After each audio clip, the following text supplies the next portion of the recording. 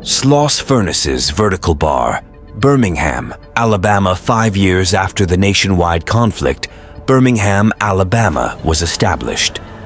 With its introduction to the world in 1871 came the requirement for lots of pig iron to fix the U.S.'s disintegrating framework, so Colonel James Shrivel Sloss started to assemble Sloss heaters.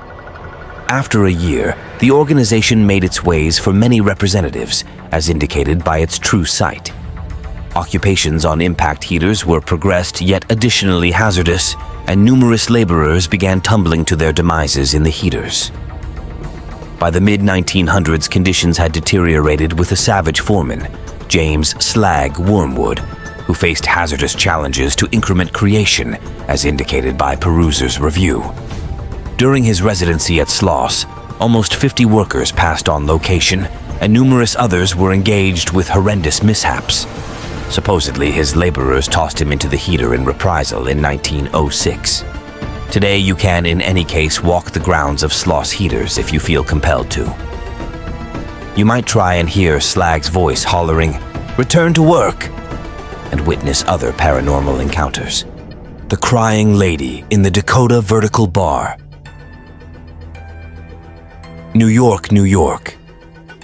Since its opening in 1884, the Dakota apartment complex has been home to numerous rich and renowned occupants of New York City. Among them were John Lennon and Yoko Ono, who moved in 1973. John was additionally killed external the structure in 1980. Prior to that critical day on December 8th, however, John said he saw a crying woman phantom strolling the lobbies, and subsequently Yoko, who actually lives there, guaranteed she saw John's phantom sitting at his piano and that he shared with her, "Don't be apprehensive, I'm still with you." The Bell Witch Vertical Bar, Adams, Tennessee. In the event that you're a frightening film sweetheart, you could really realize about the Ringer Witch. The movies, An American Tormenting and The Blair Witch Undertaking, are both in view of the story. Way back in the mid-1800s, a man named John Chime moved his family to an area in Tennessee called Red Waterway, which is currently known as Adams, Tennessee. After they had gotten comfortable the new home, a few impossible-to-miss things began occurring. The Chime family started hearing a few strange clamors, including canines yelping, chains shaking, rodents biting, and a lady murmuring. Before long, that lady became known as the Chime Witch, and many individuals trust she's the phantom of a previous neighbor of the Ringers, Kate Batts. Batts and the Chimes had a disagreement regarding area, and she had sworn retribution on the Ringer family before she kicked the bucket.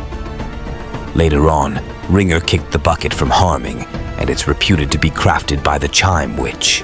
The ghosts of the Crescent Hotel Vertical Bar, Eureka Springs, Arkansas. Go through the night in the spooky Bow Inn in Aha Springs, Arkansas, which opened in 1886. During development, a specialist named Michael was killed, and his phantom purportedly still torment room 218. The inn went under the responsibility for clinical misrepresentation Norman Doe Puncher in 1937, who liked himself a specialist. He transformed the lodging into the pastry specialist Malignant Growth Medical Clinic, professing to have the remedy for the infection. He didn't, clearly.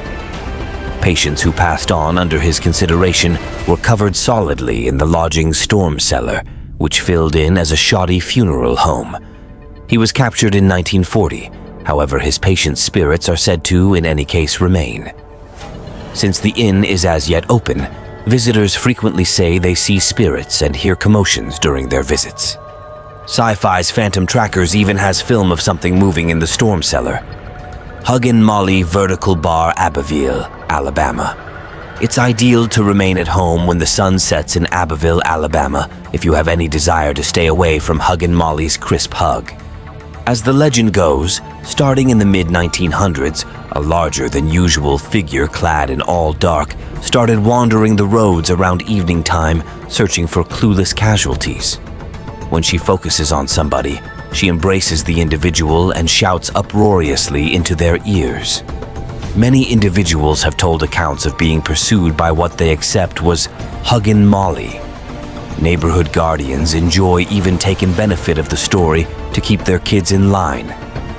The town embraces its evening superintendent, gladly considering itself the home of Huggin' Molly. There's even a family accommodating cafe named after her. The Surrency House Ghost. Surrency, Georgia. The Surrency faction started encountering paranormal exercises in present-day Surrency, Georgia during the 1870s. Relatives revealed seeing articles taking off across rooms, hearing giggling and crying, and seeing red eyes gazing into the house. Food was tossed from their plates, and utensils turned into unusable shapes. The residents estimated that these events were weeps for help from spirits who figured the family would have the option to save them.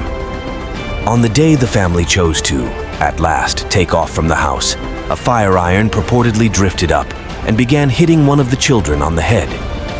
Nobody was at any point fearless enough to reside in the house once more, and the structure disintegrated in 1925. The Ghost of Bellamy Bridge, Marianna, Florida. For a sample of genuine tormenting love, travel over this creepy scaffold in Marianna, Florida, which has a few phantom legends encompassing the construction. During the 1830s, Elizabeth Jane Croom Bellamy wedded nearby lawmaker Dr. Samuel C. Bellamy. On their wedding night, her dress coincidentally burst into flames, which shrouded the youthful lady in terrible consumes. She at first made do, yet at the same in the long run died. Elizabeth was covered along the banks of the Chipola stream, and it was said that her adoration for her significant other was areas of strength for so, couldn't rest. The departed love bird, wearing white, can supposedly be seen meandering the banks from the vantage point of the extension, which was worked after she passed on.